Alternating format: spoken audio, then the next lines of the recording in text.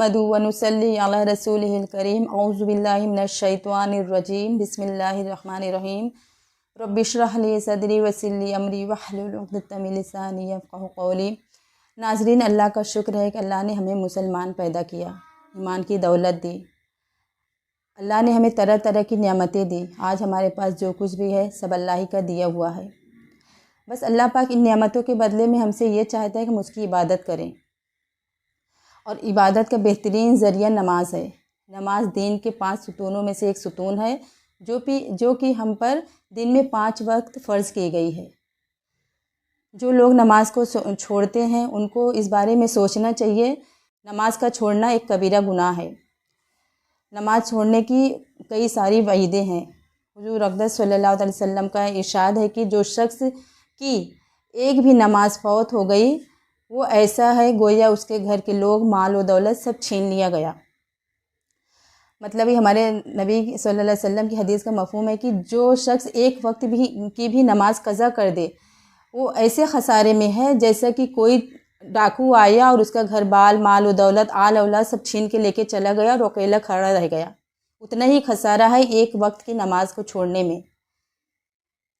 क्योंकि हमको नमाज से मोहब्बत नहीं है, इसके लिए हमको उसकी कीमत समझ में नहीं आती है, लेकिन उसके बड़े नुकसानात हैं जब हम नमाज को कज़ा करते हैं। एक और हदीस का मफ़हूम है, एक मरतबा हुज़ूर सल्लल्लाहु अलैहि वसल्लम नमाज का ज़िक्र फरमाया और ये इरशाद फरमाया कि जो शख्स नमाज का एहतिमाम करता है उसके लिए नमाज क़यामत के दिन नूर होगी और हिसाब पेश होने के वक्त हुज्जत होगी और निजात का सबब होगी। और जो शख्स नमाज का एहतिमाम नहीं करता उसके लिए ना नूर होगी और ना क़यामत के दिन नूर होगा और ना उसके पास कोई हुज्जत होगी और ना निजात का कोई ज़रिया होगा। उसका हस्र फ़िरौन, हामान और अबी बिन खल्फ़ के साथ होगा। कितना बड़ा नुकसान है हमारा नमाज हम जब कज़ा करते हैं। क्या हम चाहते हैं कि हमारा हस्र जो है फ़िरौन के साथ हो, हामान के साथ हो, अबी बिन खल्फ़ के साथ हो? कभी भी नहीं चाहेंगे। फ़िरौन को तो कौन नहीं जानता है किस दर्जे का काफिर था वो, हत्ता कि खुदाई का दावा किया था। और हामान उसके वज़ीर का नाम है। और अबी बिन खल्फ़ मक्का के मुश्रिकीन में से सबसे बड़ा इस्लाम का दुश्मन था, बहुत बड़ा इस्लाम का दुश्मन था। तो क्या हम चाहते हैं कि हमारा जो है हस्र ऐसे लोगों के साथ हो? कभी भी नहीं चाहेंगे। जब हम नहीं चाहते कि हमारा हस्र ऐसे लोगों के साथ हो तो हमको नमाज की पाबंदी करनी पड़ेगी, ताकि हमारा हस्र जो है अल्लाह के नेक बंदों के साथ हो। जब हम नमाज़ पढ़ेंगे तो अल्लाह हमसे राज़ी रहेगा, तो हमारा हस्र बहुत अच्छे तरीके से होगा इंशाअल्लाह बरोज़ क़यामत। और नमाज की बहुत सारे गुनाह हैं नमाज़ छोड़ने पे। जो शख्स नमाज में सुस्ती करता है उसको दुनिया में अज़ाब, मौत के वक्त और कब्र में, और कब्र से निकलने के बाद भी अज़ाब है। दुनिया में भी है, मौत के वक्त भी है, कब्र में भी है, और कब्र से निकलने के बाद भी अज़ाब है उसको। यानी दुनिया से ही अज़ाब शुरू हो जाता है आखिरत तक, जो लोग नमाज नहीं पढ़ते हैं। दुनिया के अज़ाब तो ये होते हैं कि उसकी ज़िंदगी में बरकत नहीं रहती है, बरकत हटा दी जाती है उसकी ज़िंदगी से, और सुलह का नूर उसके चेहरे से हटा दिया जाता है।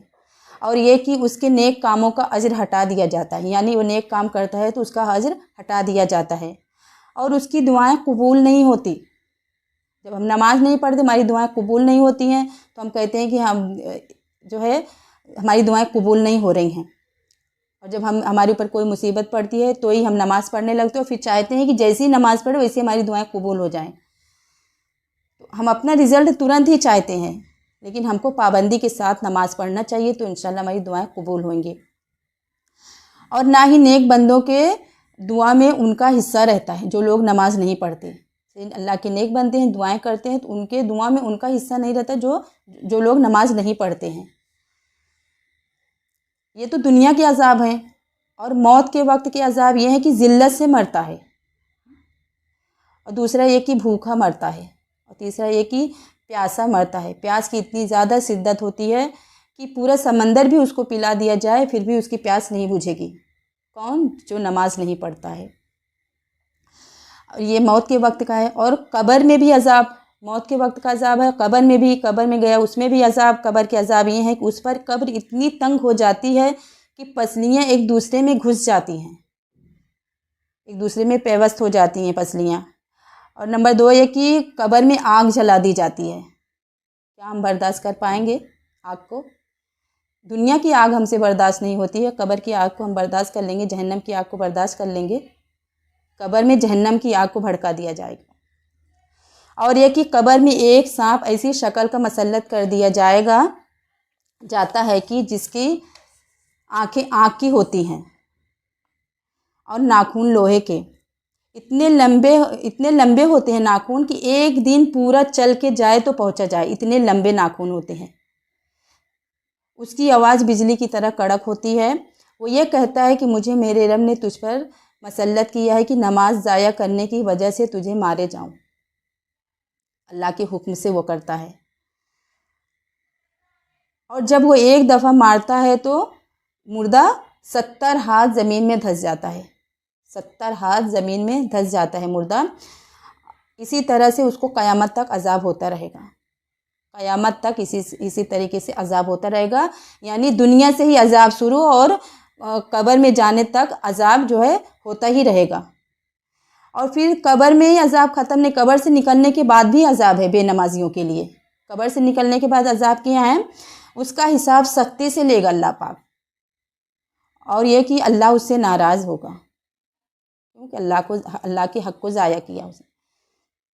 अल्लाह को नमाज बहुत महबूब है, बहुत ज़्यादा महबूब है अल्लाह को नमाज, इसलिए अल्लाह नाराज़ होगा और जहन्नम में दाखिल कर दिया जाएगा।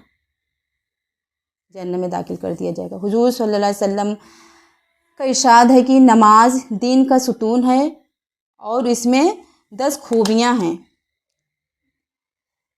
चेहरे की रौनक, दिल का नूर, बदन की राहत और तंदुरुस्ती का सबब, कब्र का उन्स, अल्लाह की रहमत उतरने का ज़रिया, आसमान की कुंजी, नामाए अमाल की तराजू का वज़न कि उससे नामाए अमाल का पलरा जो है भारी हो जाएगा, अल्लाह की रज़ा का सबब, जन्नत की कुंजी और दोज़ख की आड़। 10 खूबियाँ हैं नमाज में। जिस शख्स ने इसको कायम किया उसने दीन को कायम किया और जिस शख्स ने इसको छोड़ा उसने दीन को गिरा दिया। अल्लाहु अकबर। तो कितनी बड़ी वईदें हैं, हमको कितना डरना चाहिए नमाज छोड़ने पे।